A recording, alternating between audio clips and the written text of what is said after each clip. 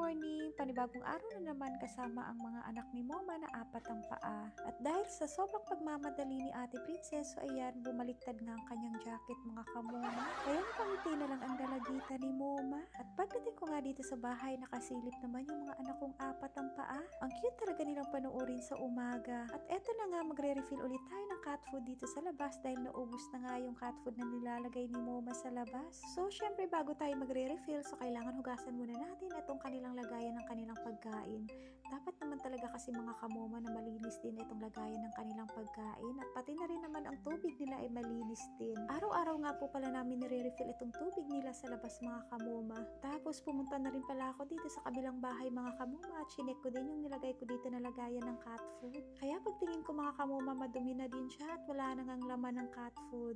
Kaya kailangan ko na naman ito bitbitin sa loob ng bahay para hugasan at malinisan. Ito lang kasi yung way ko mga kamuma para makapag-share din ako ng blessings sa ibang mga stray animals. Alam nyo ba, sobrang laki ng pasalamat ko mga kamuma kasi meron din akong nakita na kapitbahay ko nagpapakain din ng mga stray cat at mga stray dog sa labas. Every time na dumadaan kasi ako sa street nila mga kamuma, laging merong nakalagay sa labas ng cat food at saka dog food. Kaya sobrang saya talaga ng puso ko. Sana lahat ng mga tao, no, katulad natin na merong malasakit sa mga stray animals para walang masasaktan or di kaya walang magugutom ng mga aso at saka pusa kasi lahat tayo may mga concern sa kanila. Heto na nga mga kamoma, meron na talaga nag-aabang si Mommy Cat.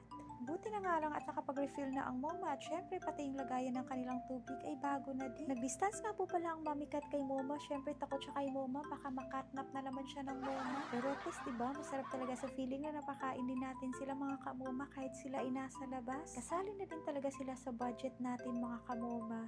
Alam mo yung pakiramdam na kahit may time na kinakapos ka pero bigla din naman talaga na nagkakaroon. Pinagpasalamat ko talaga mga kamoma dahil hindi nakaranas ng gutom itong mga anak kong apat ang paa. Maliban lang siguro talaga sa amin mga kamoma na uubusan kami ng bigas o di kaya ulam. Kasi kami kahit nagtitipid kami sa ulam mga kamoma, ang importante sila ay meron silang cat food. Mag-prepare na nga ako sa kanila ng kanilang breakfast mga kamoma at syempre haluan ko din ito ng dry food para naman magkasya sa kanilang lahat mga kamoma since madami sila.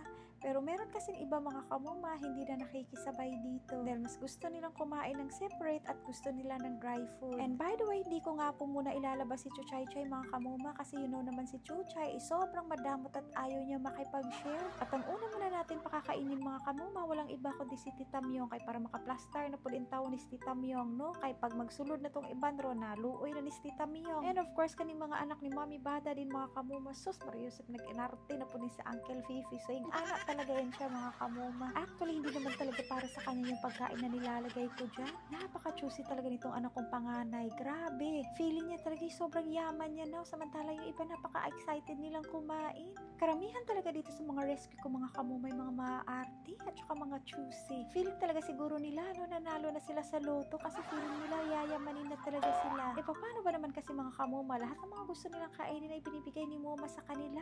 Diba rin na maghihirap ang Moma, wag lang sila. Tapos si Puti napakasiga talaga maglakad. Ayan na si Maldita girl, actually napakain ko na yan siya sa kanyang cage mga kamoma. Nauna na yan siya kumain para mabusog. Bigla na mananapak etong si Mommy C3. Uy, grabe talaga kanya-kanya talagang pag-uugali ng bawat isa. Uy, laban pa rin naman tayo mga kamoma, no? Dahil nga mahal na mahal natin sila at pare-pareho lang naman yung trato na ibibigay natin sa kanila. Di lang gud ta ka-surrender mga kamoma kasi kung mag-surrender tayo, no, kawawa talaga sila. At tatanggalin ko na nga po pala itong mga sanga ng aking malunggay mga kamoma para gumanda ulit yung tubo. Dahil napapansin ko kasi mga kamoma, yung leaves niya ay nag-yellow na. Napaka-importante talaga nitong malunggay para sa amin mga kamoma dahil marami dito ang nakikinabang.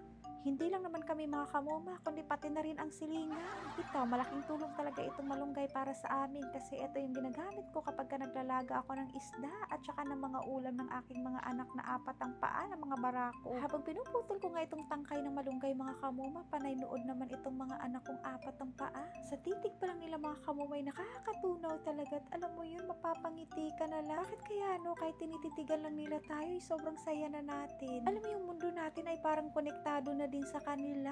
Hay, rin ako, kaya lagi ko talagang ipinagdasal mga kamuma na hoping na kasing haba ng buhay ko ang buhay nila. Kahit nahihirapan ako mga kamuma, pero gusto ko pa rin na humaba yung kanilang lifespan. At ayan, nag-spread na rin ang aking kamuti tops mga kamuma, kay para sa moma ninyo na anemic. Paano dito magka-anemic ani kay magsige tagpulaw ini kagabi oy. Pero di bali kay happy man punta mga kamuma, o lalo na kapag nakikita mo itong ginagawa ni Chuchay, napaka-hyper talaga. Si Chuchay at saka si Bebang mga kamuma, mag-bestie yan silang dalawa. Kaya si Chuchay nakakapag-exercise din dahil kay Bebang. Huwag sana kayo magsawa sa video namin nila Chuchay mga kamuma ha, hanggang dito na lang.